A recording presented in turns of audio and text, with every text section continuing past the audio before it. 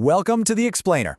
Okay, let's dive right into this one because it is an absolute wild ride. I want you to picture the scene.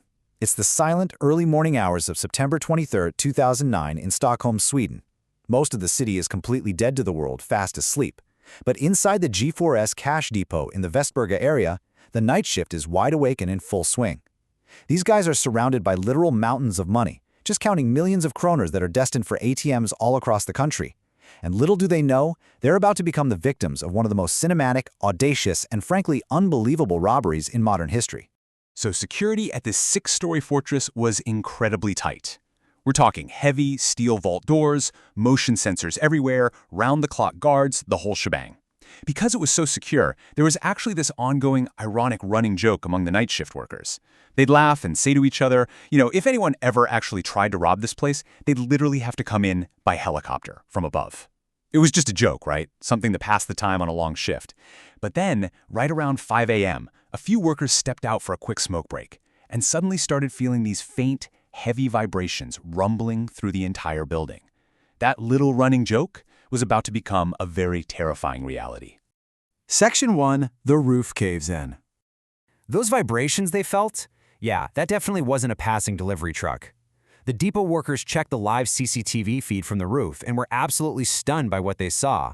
A stolen white Bell 206 helicopter had touched down right on the depot's glass pyramid roof. The doors slid open and 3 masked men hopped out, armed to the teeth. We're talking submachine guns, heavy explosives, and a massive sledgehammer. And look, this wasn't some drawn-out, hours-long Hollywood siege. It was a terrifyingly fast and precise strike. At 5 a.m., those vibrations hit. By 5:02 a.m., the robbers were already smashing through the glass skylight with that sledgehammer and dropping tactical ladders straight down into the atrium. At 5:05, when bulletproof glass stood in their way, they didn't even hesitate. They just used explosives to blow the security doors right off their hinges. Meanwhile, down below, 14 terrified employees were literally squeezing themselves into a tiny, single-person airlock, just locking themselves in and praying the robbers wouldn't blow that door too. By 5:15 a.m., just 15 minutes after touching down, the thieves had sliced through the cash cages with buzzsaws and were hauling away a staggering 39 million kronor. Section 2. Paralyzing the police. Now, as you hear this, you are probably wondering, where on earth were the cops? I mean, there was literally a police station just minutes away from the depot. Well, these robbers didn't just plan a break-in, they masterminded a genius two-pronged countermeasure strategy to completely paralyze the entire Swedish police force. Step 1, the ground blockade.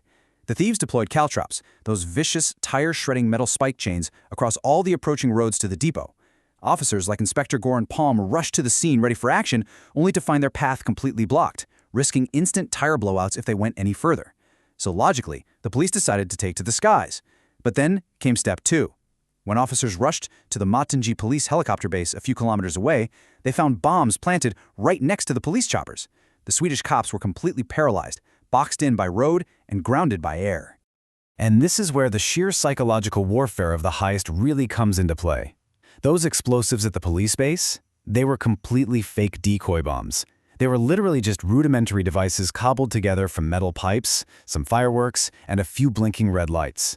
But you know what? They didn't need to explode. They just needed to induce panic, and it worked perfectly. By the time the bomb squad was called in, suited up, and finally determined the threat was a total hoax, the police helicopters had been grounded for hours. It bought the robbers every single second they needed to load up the cash and escape into the sky. Section 3. Planning the perfect heist.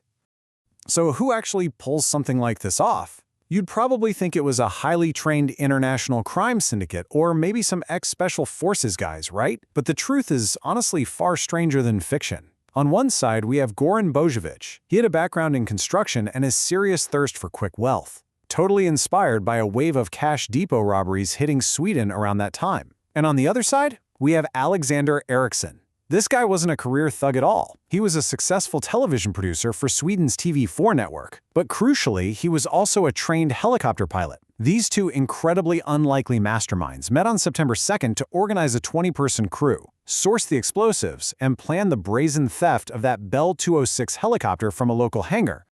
But hold on, because here is the most shocking twist of the entire story.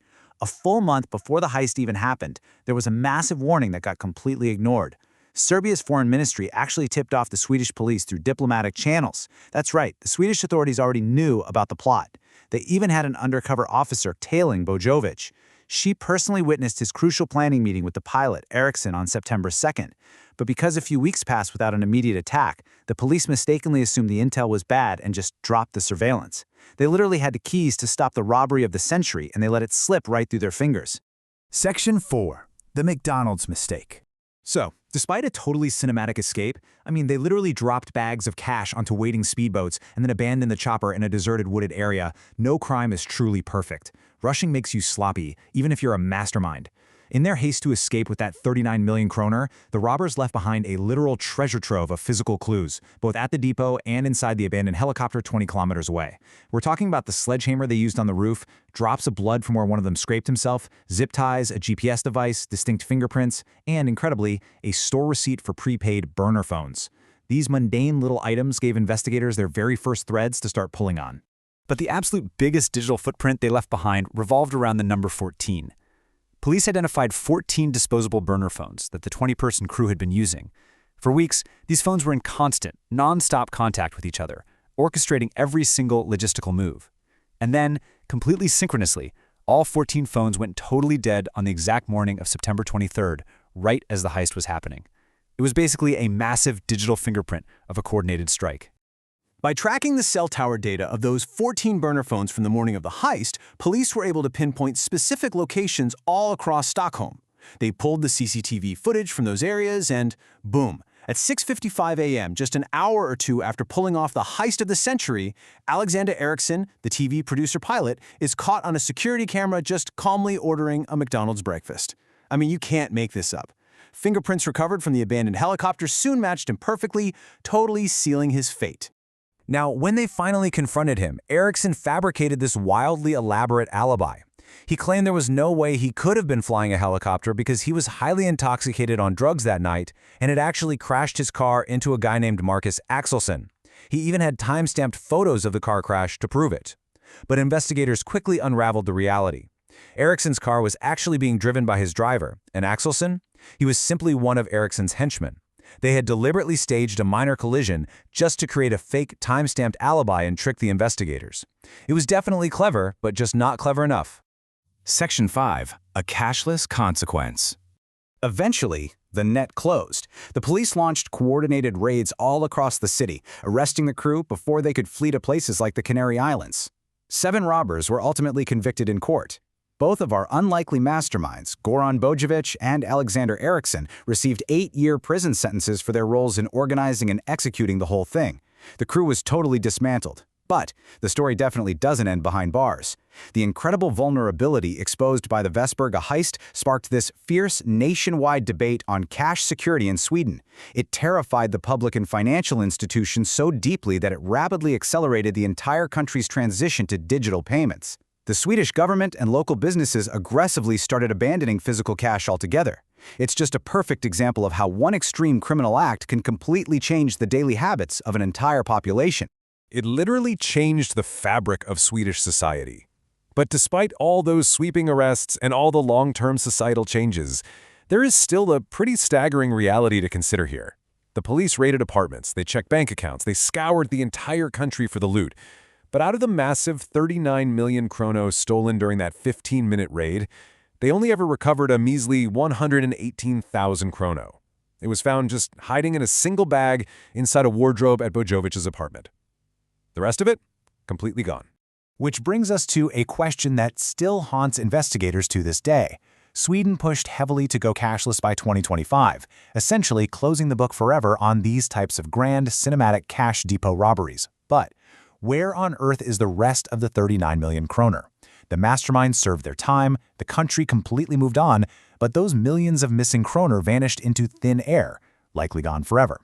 Thank you so much for joining me on this explainer. I hope you found it as fascinating as I did. Keep questioning everything, and I'll catch you on the next one.